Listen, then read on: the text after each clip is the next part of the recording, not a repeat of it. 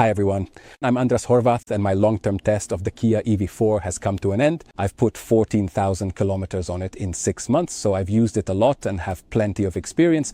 But let's start with the fact that the car got damaged. Not badly, but someone or some people, it probably wasn't just one person, managed to dent the front door 3 times. There's a small dent up here, another one below it, and someone managed to scrape a line along the door with their front or rear bumper while parking. It's completely dented. You can see it quite well in the light reflection, so yeah, I'll have to pay for this. Obviously the car has insurance, but this whole panel will likely need to be replaced. My apologies to the Kia folks, it wasn't my fault. I'd just like to ask everyone to be careful when opening your door if someone's parked next to you. And park with care, because if this happens to you, you'll be very upset too. And now for the consumption data and how much I saved just on fuel. I often hear that since I charge with solar panels, I always say that without solar, an electric car isn't worth it. But that's not true. I can only speak from my own experience, but let's forget about solar panels for a moment. I drove 14,000 kilometers with an average consumption of 16.7 kilowatt hours. What the range estimator shows is completely realistic. I'm getting an average of between 11, 12 and 14 kilowatt hours in this heat. Obviously, consumption varies with the AC, and if I take the M0 to the airport, it jumps a bit, but for city and suburban use in summer, you can expect this consumption. I think this is a particularly exciting topic for those who do the same thing I do. I'm driving my girlfriend around since she doesn't have a car, so I'm in the city a lot, going to the airport at speeds of 70, 80, 90, 110, plus city driving, and that's how I hit 14,000 kilometers.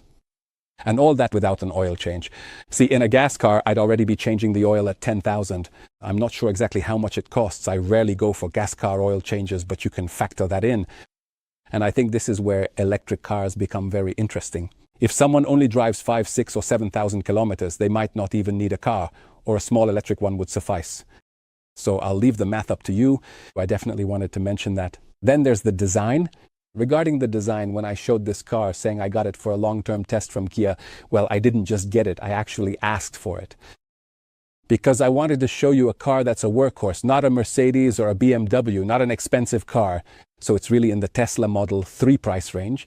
You can get the long range for a bit more than the standard range, or you can get this fully loaded version for the price of a base long range Model 3, which already has almost everything, but that would be basic white with basic wheels and a black interior, whereas this has everything, so it's actually slightly cheaper than a Tesla, and while the software does less, the range is there. WLTP is a bit less than Tesla's, which is over 700 kilometers, while this is 630, but in everyday life, it doesn't matter because you can really go for weeks without having to charge the car. This daily 40 to 50 kilometers is not a problem. So returning to the design, many of you wrote that this car is hideous and ugly, but I think you're wrong. I'm not saying that I'm totally into this car either. And of course, I've seen much nicer cars. I don't want to list them all, but the Porsche Taycan, for example, or Audi e-tron GT, or the CLA Mercedes is nicer, or the BMW i4. I could go on listing cars I like better, but what you have to see about this car, and this applies to all Korean cars, is that when we see an Italian car, for example, we see it as beautiful. We're used to it. To us, that's a beautiful car. That's what we grew up with.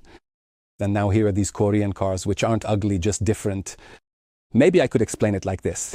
30 years ago, sushi was something very strange for Hungarians and in Europe in general, but now it's natural for everyone. And I think many of you, like me, love sushi. Or for example, I could mention the Bangle BMW, the Bangle design, which everyone trashed, saying how trashy and hideous and ugly it was. And now everyone loves that design, and they're trashing the design of the new iX3 and the new i3 that just came out, saying, oh my God, how ugly. And in 5 to 10 years, that will be the standard because our eyes will get used to it. Then in this car too, I think the details are very beautiful. And obviously, yes, I look at it strangely too, and the design is still growing on me, but look at the vertical daytime running lights. I think it looks absolutely fantastic.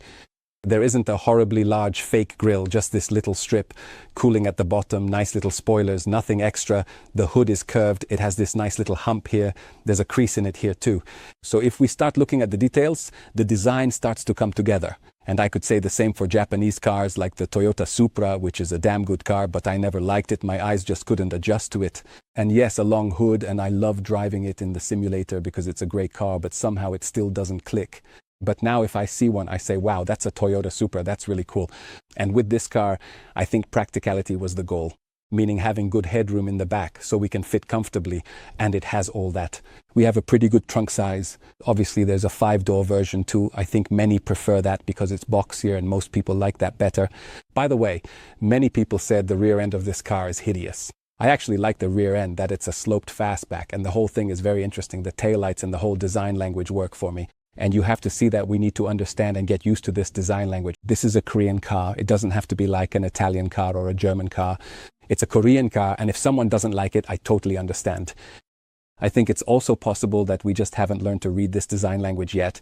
But this design fits perfectly with Kia's lineup. The Kia EV3, Kia EV2, the EV9.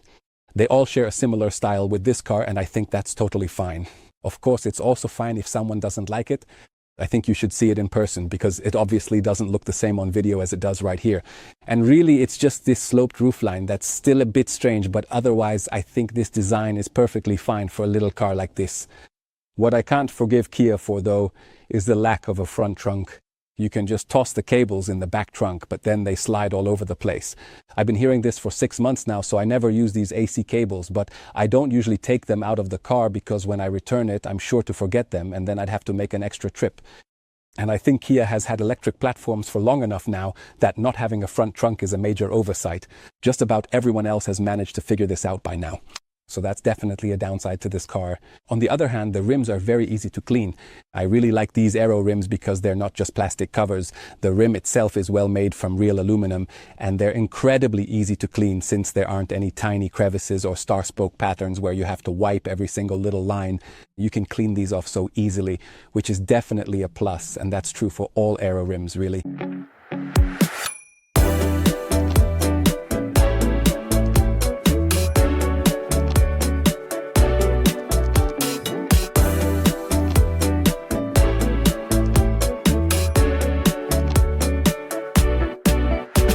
As for the interior, only one tiny rattle appeared over the course of 14,000 kilometers, and even then, not all the time. It's likely temperature dependent. This very slight minimal rattle pops up. I'm very sensitive to these things, but it's probably just something rattling right here on the seatbelt anchor, and if I push it down, it might just stop. Something I find particularly interesting, and I was thinking about this before I started filming, is that this car doesn't have a panoramic roof, no sunroof, no glass roof, and honestly, I don't miss it at all. For instance, when I recently tested the Mercedes GLC, it had a full panoramic roof where you could see the stars and dim it, but of course I always kept it dimmed. It was right during those 40 to 43 degree heat waves, and it was driving me crazy because the sun was just baking my head. So this insulation simply doesn't let the heat through. Glass is always going to let heat in because the glass itself gets hot and radiates that heat onto you, even if it blocks most of the actual sunlight. It was really, really unpleasant, and I just don't need a panoramic roof. I'm starting to think that Tesla came up with this and then everyone else just followed suit. I'm not sure it's even necessary, especially since as the driver, I never look up anyway. I'm always looking straight ahead. It's only really good for the passengers in the back to make the space feel bigger and let them look up at the buildings passing by. When we were out in Milan driving the Ioniq 9, I was admiring the panoramic roof and looking at the houses, but that's only interesting for about 5 minutes, and then not so much. What I still really like is that there are physical buttons for the most important things like the temperature. 2 clicks without even looking, and I've already adjusted the temperature or the fan speed. There are these touch buttons too, but they're not that great. So you have to press home many times during the day to switch over to CarPlay. Or for example, I use the media button, but you have to press it hard and you have to look at it. With the normal physical buttons for the climate control, you don't have to, and it's great.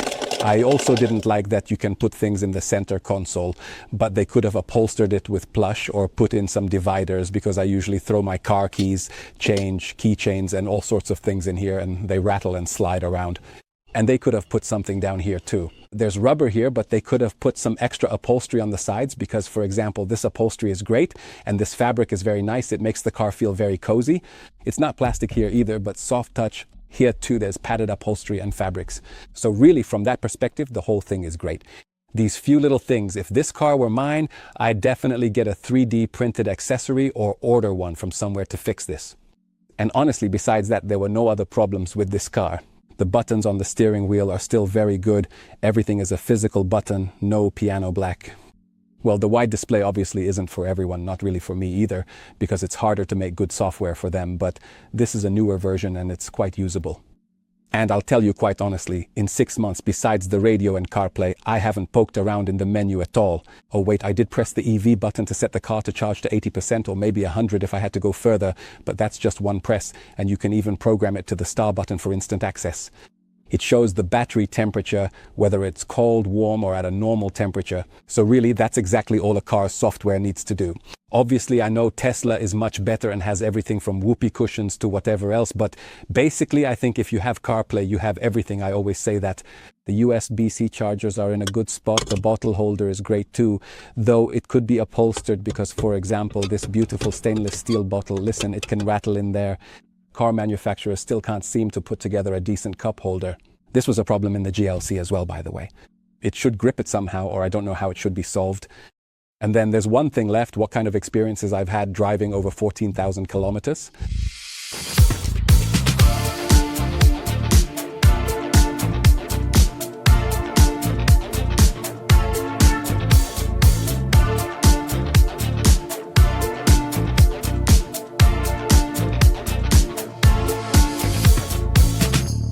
I think this car is a particularly pleasant cruiser, not sporty at all. The suspension isn't sporty either. It can absolutely be thrown off the road if you try to drive it fast. It's not meant for that. So this isn't an Ioniq 6N, absolutely not.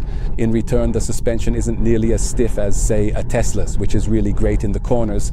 And of course, a firm suspension is basically great, but in exchange, it shakes the life out of us on, say, the roads of Pomaz and other bad Hungarian roads. With this car, it wasn't like that at all. Oh, I adjusted the climate with a physical button. How nice. So this is a very gentle lamb and a very comfortable car. It doesn't shake us up. It smooths out the unevenness of the very bad Hungarian roads really well, and it's comfortable to drive. It's not good to go fast with it at all because it's not meant for that. But if we use it that way, meaning within the speed limits, as every car should be used anyway, it's quite simply perfect for that. On the highway and city roads, there are no large 20-inch low-profile tires. Simply put, this car is really like a little donkey, a little workhorse. It's also comfortable, pleasant, does its job, takes you from A to B. Even now, it shows a range of over 600 kilometers with a consumption of 13.1. So right now, we're recording these shots on the new M2. For this car is absolutely perfect. And for those who find a Tesla too stiff, for example, they'll really like this. For those who like sporty cars, there's the Ioniq 6N, for example. And if we wanted to go long distances, let's say, I wouldn't necessarily choose this car. We were in Milan recently, with an Ioniq 6 and an Ioniq 9. Ultra fast charging, the whole thing can really be done with these 15-minute charges. This car can only charge at 150 kilowatts. A 10 to 80% charge takes about half an hour, 33 minutes, which is considered quite slow these days. So this car isn't meant for us to go cruising to Milan every other week or every month, or to head out to Munich with it. I think this is specifically meant for what I use a car for during most of my life. So you can really see, I've put 14,000 kilometers into this car. I've gone to the airport a million times with it, for various car testing trips. This car, this is what it's for, and it's perfect for it. What was annoying were the constant beeps, the speed limit warnings according to EU regulations. Then, whenever the system notices a new traffic sign, or even just now, for example, it beeped at me because I was looking directly at the camera instead of keeping my eyes on the road, which is honestly totally fine and understandable. So, this specific feature is what I would say is maybe not so bad yet, but on the other hand, these constant speed limit warnings are becoming incredibly annoying and distracting while I am trying to drive. And there's a solution, if we hold down the volume button, it turns these off, but the sign recognition still works, so it gives a little chirp when it detects a new speed limit. And after 5 months, imagine I realized that in the menu, if I turn down the volume for the assistance, you can't do that. That has to be turned off separately. But if I turn down the other volumes, it remembers that. You don't have to deal with this every time you restart. And then it's quite light. You don't even really have to turn off the speed limit because it's much, much more refined than in the default setting. That's bloody annoying. I mean, it drives me crazy in every single Hyundai Group car.